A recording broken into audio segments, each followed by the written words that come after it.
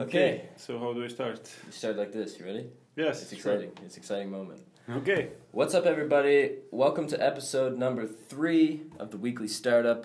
Here we have Martin Villig, the king of Taxify himself. Hello. Co-founder of Taxify, co-founder of Garage 48, co-founder of everything. Startup Leaders Club as well in Estonia. Yeah, Startup Leaders Club. You just won Entrepreneur of the Year.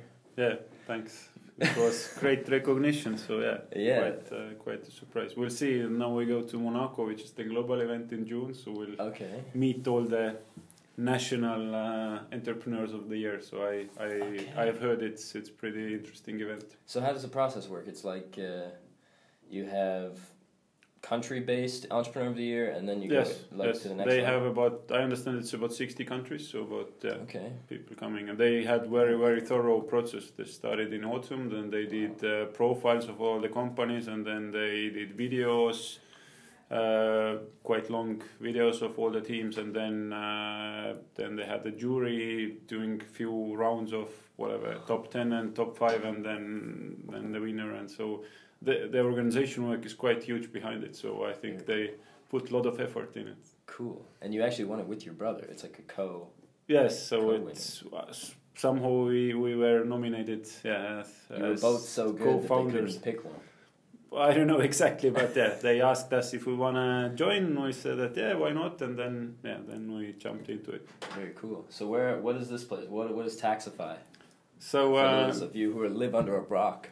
So Taxify is a ride-hailing platform now operating in 40 cities and 23 countries. We started out from Tallinn, and now we call our home market Europe and Africa, and then we have also some other territories like Australia or Mexico where we also operate. So very cool. Yeah. Nice. How many employees you guys have now? You recently hit a milestone of employees, I think. I think we're getting 500 soon, so with 473 probably, something like that. Very I think this week we had 8 new people joining, so it's Your recruitment culture at Taxify is really strong. I came to an event here once that was about recruitment, and your recruitment team is very passionate about what they do. Yeah, they work actively, and as we have so many countries, then they have I think if you look at the job board, then probably 50 openings or something. So it's also quite multitasking how to handle all of these positions. Yeah,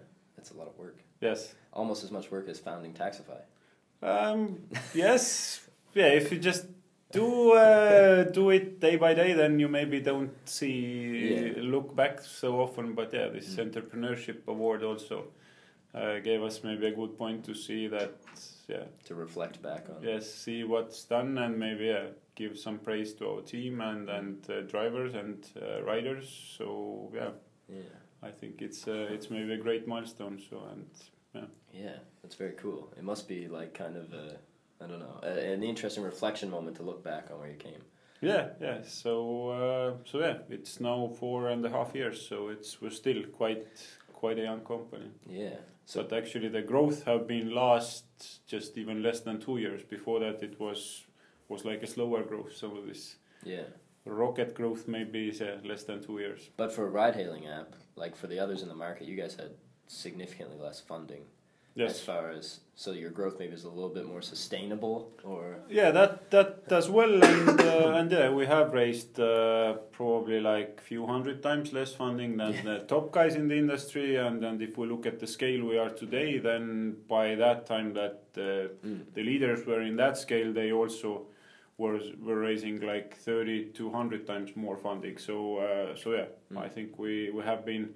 One thing is that we have entered markets that have been already established, so that takes also less funding, but otherwise also the whole company has been built up really the Estonian way, or that's also really cost efficient way. The lean way? Yes, the lean way. Yeah. So our engineering team and all the functions basically are much more, probably again 10 times smaller at least than the others. So you're efficient. Yeah, Estonians are efficient people. We try to be.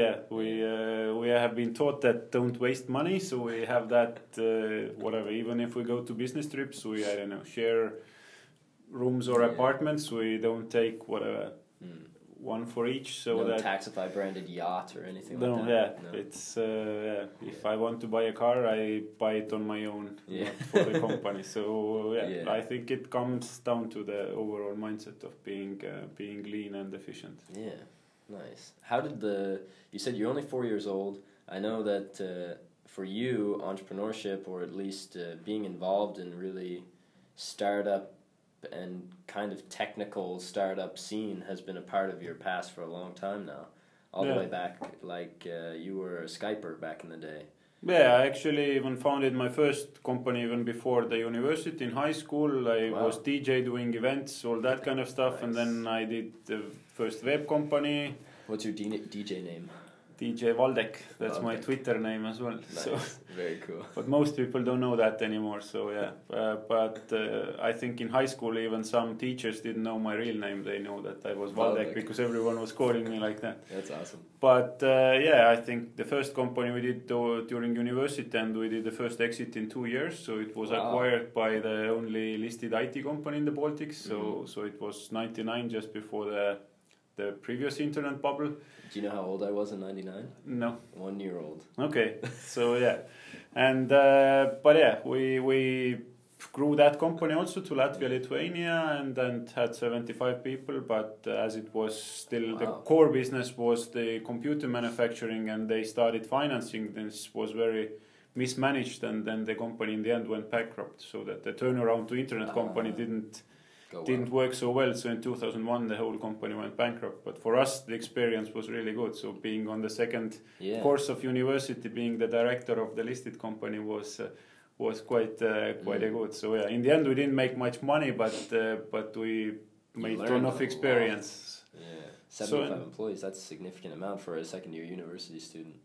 So it was quite nice. And then I worked 4 years in Tallinn Stock Exchange, and then went to Skype for 2 years, and tried to hire people to the software development teams in different locations. And we also established the office in Prague, so that because just in Estonia wasn't able to hire that fast. So now Prague office is quite big for the whole Microsoft and Skype. And then but in 2 years it already got too big for me, so I wanted to jump back into the more smaller companies, and then went for my own next startup project. So and what was that? It's CSA Partners, which is an insider information management system. So it's like accounting system, but very specific compliance segment for, again, listed companies.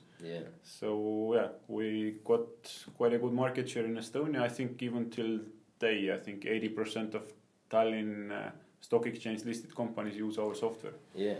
So, but that one didn't go too big because other co-founders didn't want to quit their jobs and fully commit. So after a year, I also took it to some growth, but then the company has been basically standby about 10 years.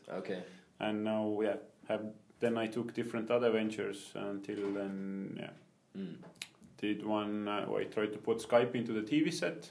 I seen something about this, So but Skype wasn't very cooperative, and they didn't give us proper licenses, and in the end they did the same deals directly with Samsung, Panasonic and the big guys, so we didn't have too much business left, so that company went bankrupt. And then 2 years I did e-commerce project for Russia, but there I wasn't the founder, but the founders had a big fight and the company went again bankrupt. So and then after that I did some local stuff, and then joined Fortumo, which is the mobile payments company, and helped them to get some bigger clients, and also established their Indian office, so that, which is still like doing fine. And then during that time we started Taxify in parallel, and that 4 years ago I joined Taxify then. I had no idea that, I knew that all of these projects exist. I had no idea that you had 3 bankruptcies in your past. Yes. What does that say about like entrepreneurial failure, or what was it like in the moments where you kind of build something and you work really hard and you come together with people, and then suddenly it's like, shit, this thing is gonna die? I mean, yeah, it really depends. The situations were different. So in some points, the team understood that, yeah, the business case was just fading away because Skype was doing similar stuff. So we just saw that there wasn't much opportunity left. So the whole team basically understood, and then we took almost anonymous decision that we try, and we ended the initial seed funding got finished. We tried to raise more money. The business case was not strong, so everyone basically understood that, okay, it's probably not the opportunity, so that we should do something else. But the other one where we actually as team were building the product, and the business case was really good, but just founders actually had so different mindsets that they went into the fight. So there we were quite sad because we lost about 2 years of our life, and just they had so big fight that they actually went into the court, and some guys stole money, and so it was just quite let's say a clash between the Russian mindset and maybe the Western one. So one founder was from Moscow and the other from London, and then it was just good to know maybe that how to choose the founders and opportunities, so that you need to really trust and be on the same page. If you really have so different cultural backgrounds, then that could cause, especially when the business grows, it could cause a lot of, let's say, damage or fight. So Was there ever like a really kind of difficult point for you personally where it was like, damn, the startup thing is clearly like, I got to get out of this game, I got to go back to... Maybe a little bit it was, because the next, for two more, I also joined as a team member, so I wasn't the founder myself. So in some of the projects I have been more in founder role, and in some I have been more like invited to help. Mm-hmm. So it has been mixed all the times, like founder versus trying to help someone. But in the end I have always been dreaming to build a big company on my own as well. Mm-hmm. So then when I saw that Taxify took off nicely, then I decided that it's time to fully focus on that and then try to put all my resources. So it's actually first time I'm only focusing on one project, so I dropped all the other things in Garage 48 and then the other activities. So previously I always were doing 2-3 things in parallel, so some business and some voluntary things, community things. But now this last 3-4 years I have been only focusing on one thing. So that was maybe one of the bigger decisions for myself as well, so that I drop all the other things. So then when Taxify kind of came about, there's something miraculous about what you've done with Taxify in that you founded it with your brother. And to me, that's like, no way this could happen in my family. So why not? I'm just not sure that the compatibility is there. So I'm just wondering, like, what's the dynamic like between you two, and how was it easy and kind of natural for you guys to come together and work on a project, or was there some like level of tension when you come together? Or no, I think it has been rather natural, because before that Markus tried to do another project, M School, which was just a mobile app for schools, and we went to meet different school directors, but we just saw that the sector was very difficult because it's also competitive, but it's also government funded, and then limited funds as well, and then the procurement processes are extremely slow. So we just saw that maybe that's not the best, or you can't control your business growth so fast. And then when the other idea came along, then Markus was quite interested from the start, and I was still working at Fortuma. So that's why Markus took the lead, and I was supporting him as much as possible. Like advisory or helping with my experience, contacts, but initially the first 1 year I wasn't there full time. So and then that's when it took off, and then we already managed to get initial funding and then first employees. Then I also decided to join. But I think overall, initially maybe my experience have helped a lot, but I think now it has been the other way, so that Markus have been learning really fast and he has taken the lead, and maybe I'm more now co-pilot. Co-pilot or maybe more conservative as well, trying to maybe being sensible or reasonable, so that we don't. Markus has really like powerful visions and he wants to do many things, but I maybe try to balance it a bit, and now it's so that Markus is focusing on growth I'm focusing on the supportive services like finance and HR and legal and regulatory and the other parts. So we have divided it in a way that he runs in front and I try to keep the home organized and the back office working. So it's currently that's the split. Okay.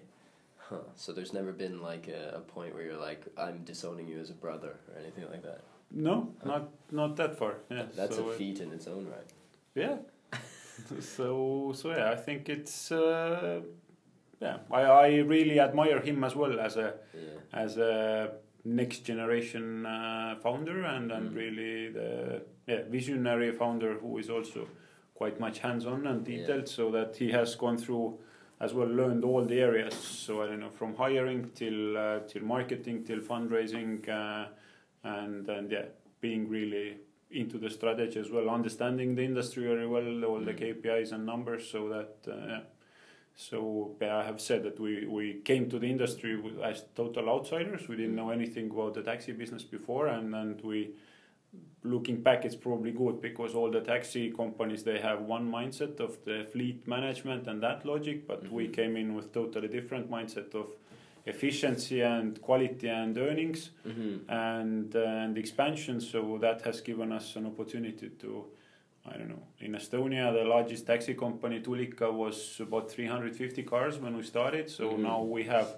some 120,000 drivers on the platform. So that means that it's a bit bigger than the biggest company we started initially, the competition. So it seems that different mindset. So it seems like maybe Taxify is successful in some way. Yes, in some way we are, but I mean, in Eastern Europe, every taxi company we were talking to, or the manager, everyone had a dream to become the aggregator of their city, doing the central dispatch and trying to get all the companies under them. Okay. But they didn't know how to figure it out, and they were so much dispatch call center specific, so that they didn't understand the new trend of maybe smartphones coming and making it much more user friendly. Kind of convenient. So I think that gave us the edge. So timing was also maybe good. So it's always timing must be part of the success as well. What do you think that in a successful startup, because you've been close to a few of them and a part of kind of the inception and the final days of many startups maybe, what are kind of the core things that you think are really important to a successful startup team taking a company to I think at first it's of course the quality of the founders, so that are they good managers and capable of, I don't know, building a good vision, understanding the business deeply, and then learning a lot and adapting, because we have changed our strategy 3 times over the 4 years. So if you have one idea, you start working on that. If you understand that's not working, or you need to, I don't know, pivot or change it a bit, so you should do that. And on the other hand, sometimes making hard decisions, so that even our investors at some point were really scared when we dropped or let's say the taxi companies decided to depart our platform, and everyone was thinking it was December 2015. Then everyone was saying that, whoa, we go bust, and the companies, now the taxi companies are left, and you basically have no business. Yeah. But we kept our vision, and actually it was that the drivers left, only the taxi companies actually departed. So there have been these kind of difficult times. So if you know the vision and you keep going, and so sometimes you need to listen to the advice, but sometimes you need to know when you are right and keep pushing your own. So I would say that these things, so that knowing the business and strong vision, and then of course the execution, so that if you have an idea, then you just need to execute the best as well. I think that's the key. So we had the luck to have Oliver as a technical co-founder. So the technology side has always been on a very good level. Yeah. And then Markus maybe have been pushing the vision, and I have been in the middle, trying to keep it together, so that we have financing and maybe the legal side in place as well. So all of these three founders have been having their own role and pushing it forward. So I like what you said about kind of walking the line between taking the advice of other people, but really maintaining that it's your vision and your company, and you know it better than anybody else, or you should at least. And I think that's really that is the challenge, of course. Yeah. So that when people also startups go to the accelerators, you get some 100 advisors coming in few weeks, and then you listen all these 1,000 ideas. Your head is like full of ideas. Then you need to actually think that, okay, where do I actually want to go, and what's useful and what not? Because often the advisors also haven't actually been doing the stuff they are saying. Yeah. So that then you need to be critical about that advice as well. So that if you're on actually the battlefield and you talk to the specific clients, then you should figure out what's their need. And of course, in our case, if we would always been listening to the taxi drivers, they have totally different vision from us as well. They always say that you need to raise the price and all the other things. But if you raise the price, then there are significantly less rides happening because it's too expensive for the clients. So for us, we always need to find a decent balance between the income of the drivers and the price of the rides, because as a marketplace, One thing that comes up a lot when I hear you or other people within the company talk about Taxify is this. Everybody seems to be aligned as far as what the vision and the difference between Taxify is, especially when it comes to like you said, part of the vision is that the drivers, they get the value more than anybody maybe. And how important has it been to kind of establish and maintain those core values, and how did you decide that those things are the things that are going to allow you to differentiate from the giants who have the 200 times as much funding, or as you said? I think if we would have got the funding easily, maybe we would also have some different mindset. But as we were the Eastern European company and not growing that fast initial years, then we had the restriction of really little capital, and we were even... At some point, we had 3-4 months funding left, and we needed to decrease the costs like several times in order to even not run into bankruptcy as well. So then we just needed to invent something to be more efficient. So that luckily the business was growing, but not as fast as we wanted. So we saw that revenue was growing, but we just needed to cut costs and then expand really efficiently, and that's how we invented this kind of remote expansion. So hiring people over Skype and actually not flying to those cities that we open and all of these kind of things. So I think they were just some of the things are coincidence as well. So that that we just didn't have the money, but we had the ambition and wish to grow. So some of the things just happened on the way. So you needed to figure out the way. Which is maybe the best way to have values that are actually natural and organic to who you are, because you're not kind of creating them synthetically. Or I know you don't have a lot of time, so I won't take up too much more. Maybe I got one more question for you. You said Markus maybe is kind of the visionary of the project, but for you, what is your personal vision, either for where you see your startup life going or for Taxify itself? So we have been discussing the strategy, and we see that overall the transport industry is really huge. It's second spending after housing for every family. So it's trillions of dollars, and if we just see that naturally the industry itself is already in a transition phase, so that the apps are taking bigger part. Currently the apps are just, let's say, 2 to 4% of the overall urban transport. So really? Okay. It's about 50-50 split between the public transport and your private cars. Okay. So these apps are just few percent overall. Yeah. So but if you look at media, they get really huge coverage. Yeah. But we see now that this ride sharing at first is getting more and more popular. So it's not taxi driver as a job, but it becomes more everyone becomes a driver. So if the regulation gets easy, then everyone can do it when they have time. And that already grows. Its second is pooling, putting multiple people in the same car. That reduces the cost as well, and people already start thinking that maybe it's time to take maybe half time my own car, half already the app transport. And then the third option is if the self-driving cars come, then significantly this service will become much cheaper than your own car. So because the car is well utilized and all of the network effects of a bigger fleets. So in the end then, and people start valuing their own time as well, because currently most people driving, they don't value their own time. So you don't use that time very efficiently there. Yeah. So you can easily work the same time.